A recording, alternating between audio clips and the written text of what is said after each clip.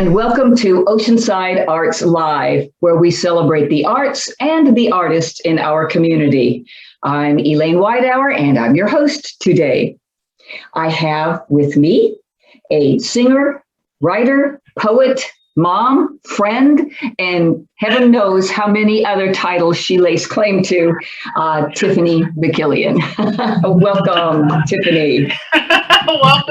welcome, everybody. Not just me.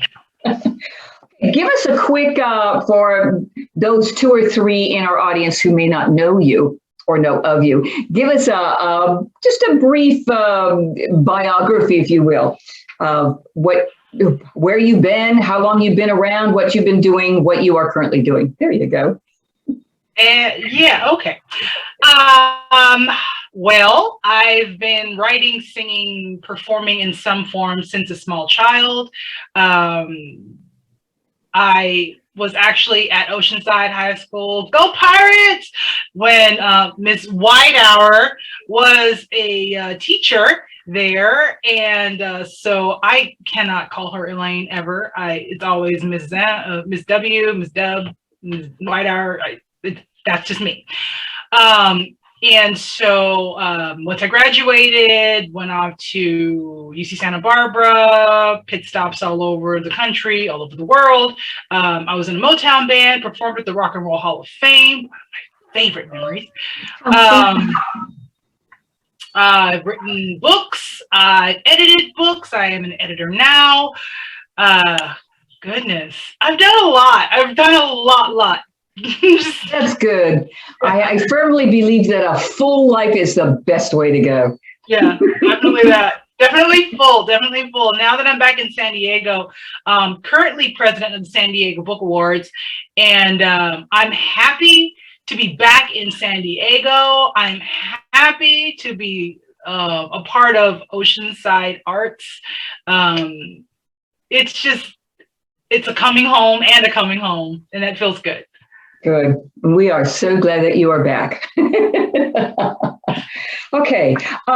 So when or maybe how, what urged you to begin writing poetry? The voices in my head. No, I'm kidding. I always thought and was told by what I now know were unhappy people that I was too different. And so I found safety in the worlds that I created in my head. And from that came this kind of lyrical embodiment. It feels like a pearl inside of me that I just, when things get to be too much, I go inside my little shell, close, and rest around the little pearl and just get all of that holy, sacred, artistic fire to just rejuvenate me so that I can come back out and into the world and do what it is that needs doing. I am so sorry that anyone ever made you feel less than the beautiful person that you are, Tiffany. Seriously. You corrected them in high school. High school is a strange time. So now, I think you answered my question, but what in your life now, or how can I put this? What in the world is going on now drove you to write, for example, the poem that you're going to read for us? Oh, goodness. The poem that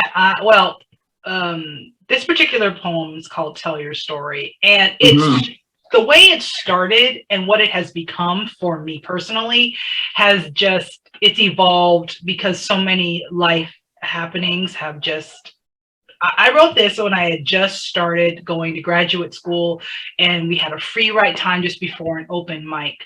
And what I wanted at that point was to inspire a couple of the women in the audience that I was forming new friendships with to tell everyone what they had told me, find the platform and the media that works for them, and to tell their story because it was so beautiful and powerful and inspiring. what this poem has become in the light of the Me Too movement, in the light of coronavirus taking over the world and unfortunately stealing so many lives. And then not to mention all of the Black Lives Matter, George Floyd, and so many other lives that have been taken in that front, plus Juneteenth becoming a celebration as opposed to a best kept secret in American history. Telling the story, telling the stories, telling the truth of American ingenuity, continuity, connection, inclusion. It all happens when we as individuals basically put our penny in the bucket, so that, you know, the whole of America is told. The whole, not the parts, not the prettied up. You know how some people get on Facebook and you see the beautiful life on Facebook. You see the perfect Instagram photos and the locations and the perfect body shape because they're standing just so they look right.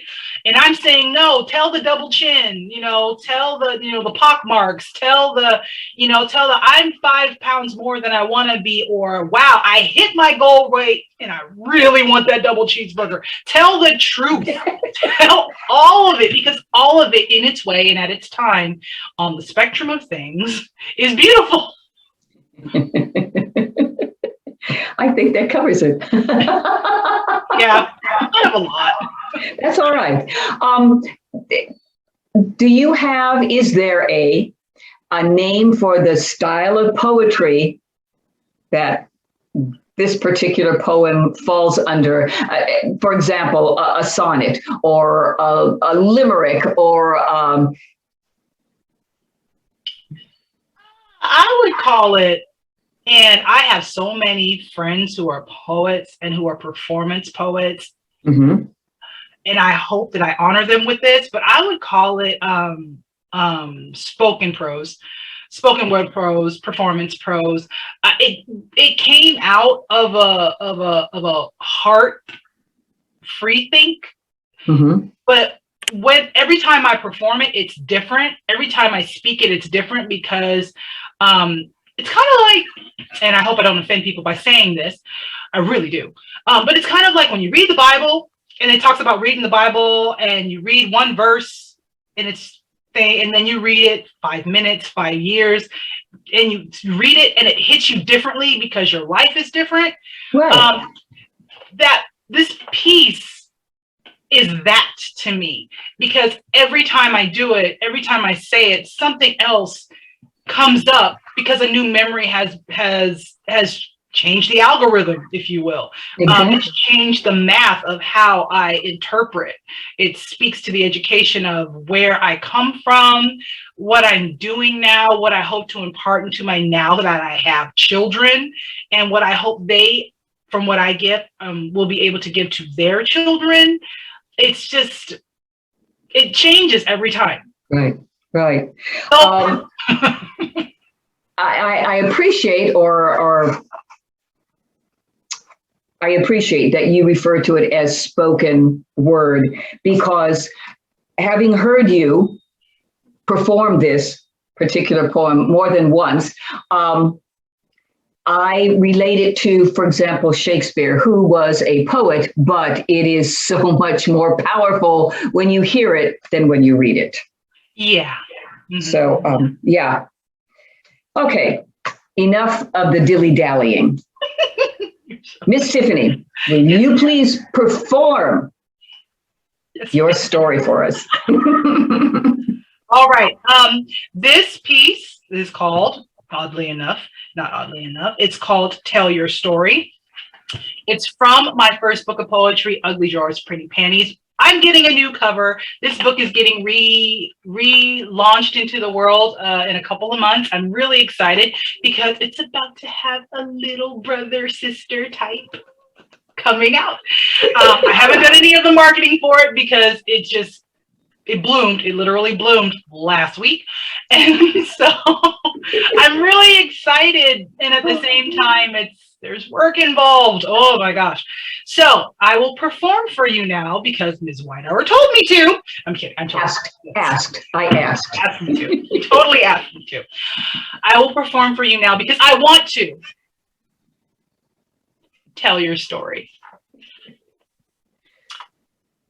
I say, have the audacity to tell your story, ladies. Have the audacity to tell your story.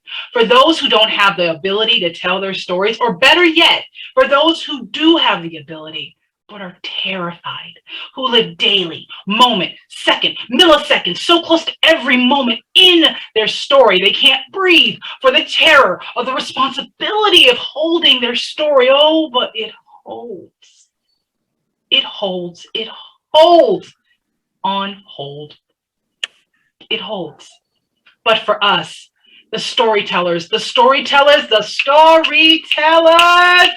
storytellers, we have the ability to tell our stories, and we are not silent. Even when we're quiet, we're not silent. When we don't speak, we yell. Bright yellow, bright, shiny stories just by existing, holding our story, knowing we are holding the story, knowing that we are holding a story.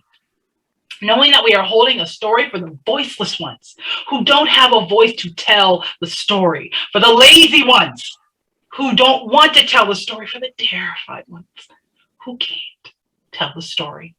We tell the story. We tell the story. We are the story. Our voice, a story. We tell our voice a story, and we give our stories voice.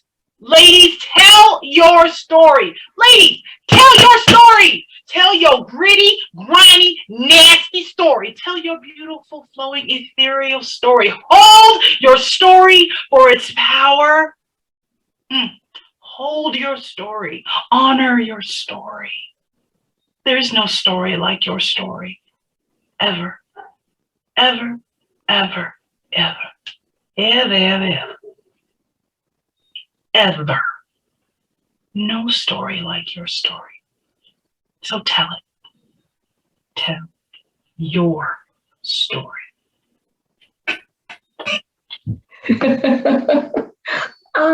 You mean Oh gosh. Now I've heard that you do that 3 or 4 times, and it reverberates in my soul every time. I'm glad, because it reverberates in mine too. And I can see faces now that I'd never seen before. When I wrote this piece, I was in graduate school, I was still single, I was on the other side of the country, and now when I say ladies, even though I could be speaking to non-binary, cisgender, no matter who I'm speaking to, the prayer is in me is that the story gets told, because only through telling can the changes happen, can the growth happen, can the freedoms come. And we are fighting for some freedoms right now. Amen. Amen. All right. Oh, Tiffany, thank you. Thank you so very much for sharing that with me again and with our audience, many of them for the first time. I want to thank you in the audience for joining us, and come back again. And I am also asking those of you in the audience, if you have a heart art, if you have a dance, a song, a poem, a musical instrument, a painting, a sculpture that you would like to share with us, contact us at Oceanside Cultural Arts Foundation at our website. And we would love to have you join us on Oceanside Arts Live. So until next time, again, thank you, Tiffany. And thank you for inviting me. I hope we change people with this. Oh, you and I both.